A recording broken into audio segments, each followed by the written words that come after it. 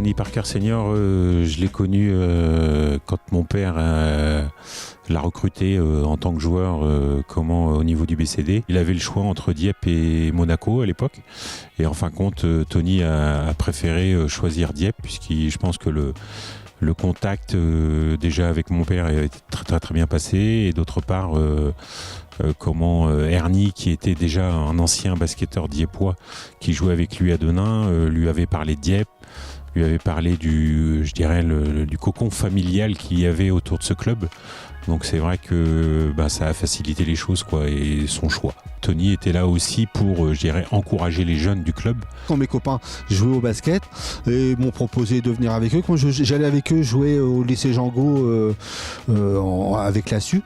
Et de là, j'ai pris une licence avec eux en première série, le plus bas des niveaux, mais on s'amusait bien. Et puis après, on allait à l'entraînement et de temps en temps, ça nous arrivait de se retrouver quand il manquait 2-3 personnes, de se retrouver de s'entraîner avec l'équipe première et réserve. Et du coup, on a joué avec Tony Parker à l'entraînement. Alors nous, un petit niveau et puis lui, un niveau un peu extraterrestre par rapport à nous. La première période dieppoise avec le BCD, moi j'étais jeune, j'étais déjà joueur de basket qui m'a fait faire du basket mon sport numéro 1 par ses qualités, par son jeu spectaculaire et après j'avais pris vite à le connaître et après j'ai découvert en plus du basketteur un homme exceptionnel. Les gens qui venaient nous voir quand on s'échauffait, ils rentraient, ils avaient que des yeux que pour Parker. On serait tous partis, il y avait Parker qui était là, c'était bon. Déjà, la première fois qu'on a joué avec lui, on savait à qui on avait affaire. Donc tout de suite, ça a été la star, un peu auprès de tout le monde. Vraiment, des spectateurs comme des joueurs aussi, les jeunes. Non, c'était un moteur. Moi, j'ai en mémoire des finales de Coupe de Normandie contre Rouen qui ont été très spectaculaires, où Parker avait fait le show. Des matchs contre Berck en Coupe de France où j'ai vu une salle des sports, la maison des sports d'ici, mais archi pleine, avec des fins de match haletantes où Tony a pris le jeu à son compte en fin de match et en fin de compte nous a permis de créer des exploits. Donc c'est vrai que Tony a amené un renouveau, a amené c'est toujours son sens du spectacle, mais aussi une hargne de motiver ses coéquipiers. J'ai joué plusieurs années à ses côtés. Je regarde un très très bon souvenir, dans la mesure où c'était un joueur quand même assez formidable, élégant, et il amenait une autre forme de jeu, parce que par rapport au jeu qu'on pratiquait avant, c'était un fonceur et il allait au panier, Quelqu'un de drivé. Il avait de l'ambition, il voulait réussir dans plein de choses et qui mettait le bar haut pour lui, mais il mettait le bar haut pour ses enfants, il mettait le bar haut pour sa femme. Enfin, il s'entourait de gens qui voulaient avancer dans la vie. Alors, je ne sais pas si c'est le lot des Américains, mais je pense que ça pouvait surprendre. Et j'imagine que sur une équipe de basket, c'est vrai que le fait d'être meneur comme ça et de vouloir avancer, ça devait se voir. Que Tony, c'était plus un félin. C'était quelqu'un Puis c'était un Américain, donc il nous a apporté ce qu'on appelait le basket américain, avec tout ce que ça représente. Pas le même système de façon de jouer, de dribbler, parce que c'était beaucoup déjà passe dans le dos, les rivers, les trucs. Nous, c'était toujours académique. Sur les 20 années que j'ai passées sur les parquets à Dieppe, au BCD, j'avoue que j'ai rencontré plusieurs étrangers, plusieurs Américains. Chacun avait sa forme de jeu, chacun avait sa façon de jouer. Mais c'est vrai que Tony, il était plus dans l'esprit américain de basket qu'on voit aujourd'hui, c'est-à-dire du 1 contre 1. Il pouvait se désaxer pour arriver au panier, alors qu'il était sur l'aile.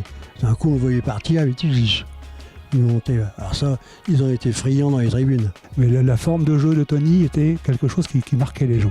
Et tout le monde venait voir un petit peu il piquait beaucoup les ballons il jouait en tête de raquette, en défense, et hop, il allait au dunk. Alors ça, c'était l'explosion de joueurs. Quand Dieppe était en difficulté, à l'américaine, allez hop, il nous encourageait à pousser de la voix et tout le monde suivait sans problème. Donc c'est vrai qu'il a amené quelque chose, un renouveau, une dynamique Et je pense que le public qui était présent à chaque match a pu voir cette dynamique et ça se ressentait dans le jeu, quoi.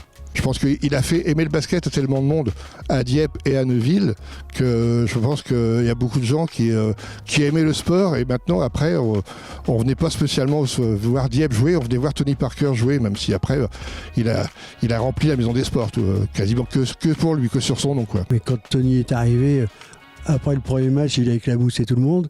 Alors donc, après tout le monde venait là-dedans.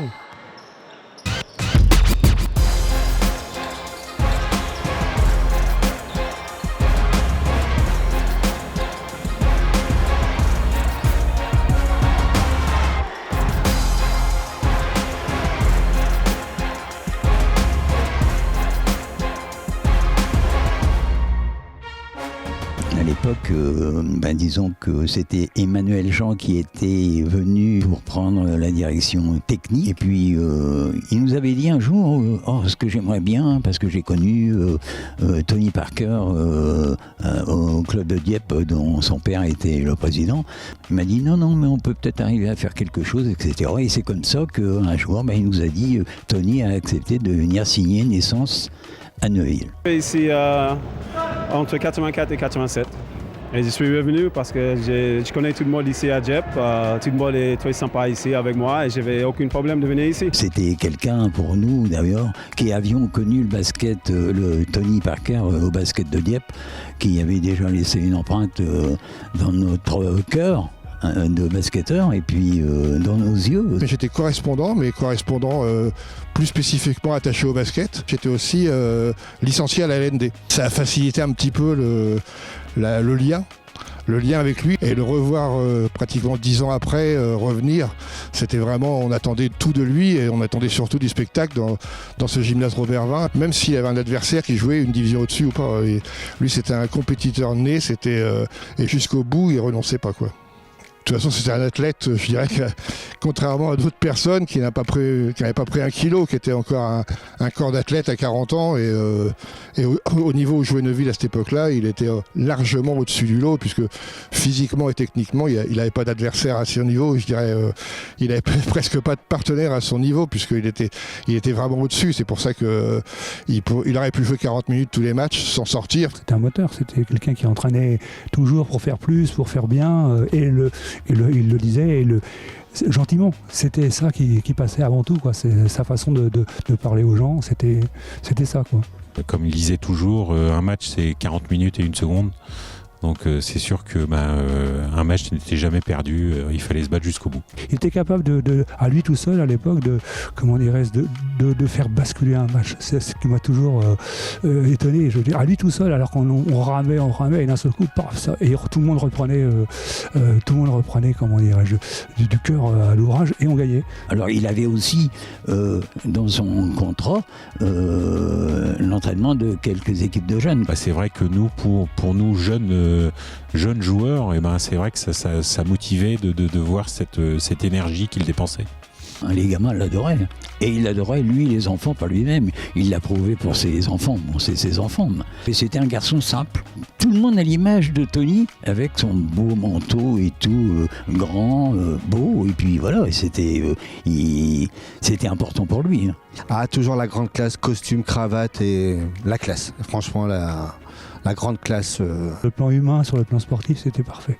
Tony, c'était un homme, quand on le voyait, c'était une star. Tony est toujours très accessible, même si on le voyait toujours avec son côté chic. Moi, je l'ai connu aussi en partie au côté décontracté, où, en fin de compte, on a passé vraiment des agréables moments en sa compagnie, où on pouvait parler de tout, mais toujours quand même un rapport avec la famille, très important pour lui.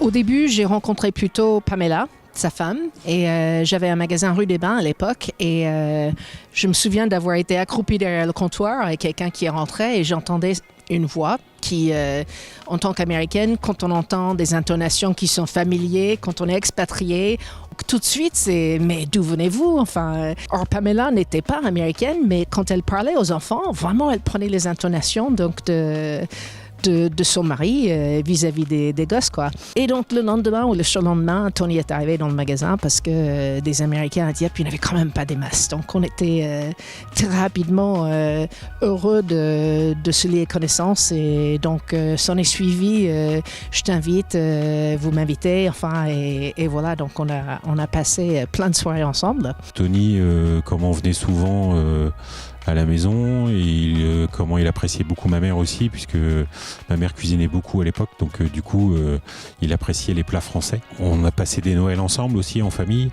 donc c'est vrai que cet esprit familial avec lui il adorait, puisque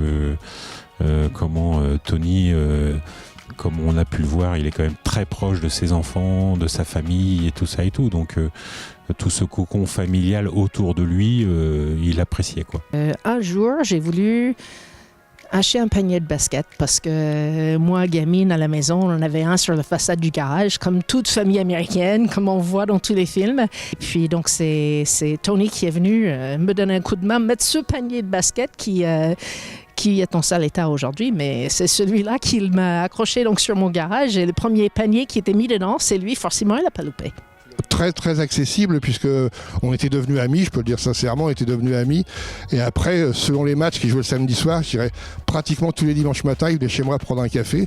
Donc j'étais beaucoup plus jeune, j'allais chez ma mère qui était dans l'îlot Saint-Jacques, et il venait tous les dimanches matins, toujours très smart, une gars avec la canne et le pommeau, il amenait une rose à ma mère et il venait prendre le café, parfois il amenait des croissants, et on refaisait le match ou on refaisait le monde, parce qu'avec Tony on pouvait refaire le monde, parce qu'il s'intéressait aussi à tout le sport diepois, il s'intéresse pas que au basket.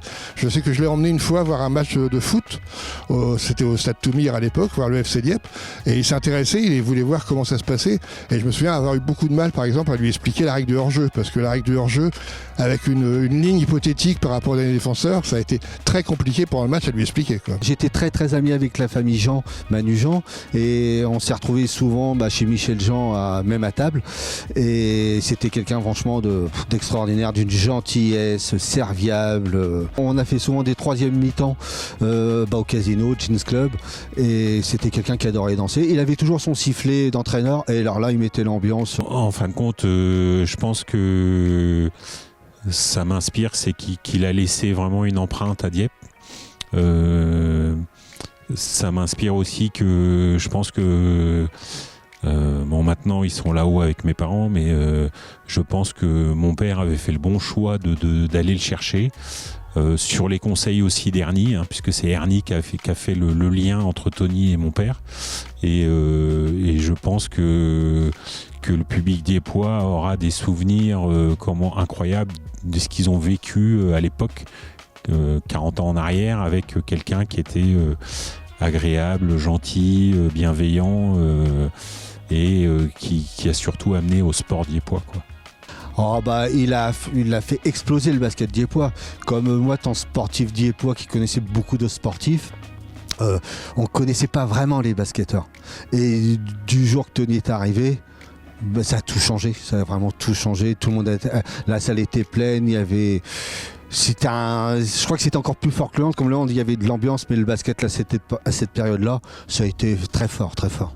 Mais lui, il est toujours dans la mémoire des Diepois, parce que c'était vraiment, comme je le redis, au risque de me répéter, mais c'est vraiment l'homme, le basketteur qui a fait remplir la maison des sports. Et des gens, moi j'ai des copains que je vois au foot par exemple maintenant, et qui m'en parlaient encore récemment, qui m'a dit les années basket avec Tony Parker, ça reste les années fortes du BCD et du basket à Dieppe. Après on a connu d'autres époques, mais celle-là reste inoubliable. Il aimait beaucoup Dieppe, il aimait la ville de Dieppe, mais bon, il traînait dans les rues à Dieppe, il était arrêté par tout le monde, puisque c'était si on ose dire le terme, c'était la légende, donc il était arrêté, mais c'est pas grave, il s'arrêtait pour tout le monde, il était prêt tout le temps à discuter avec les gens, il aimait la ville, il aimait le sport diepois, il aimait les gens tout simplement. Je crois que c'était quelqu'un d'humain qui aimait les gens et qui aimait Dieppe.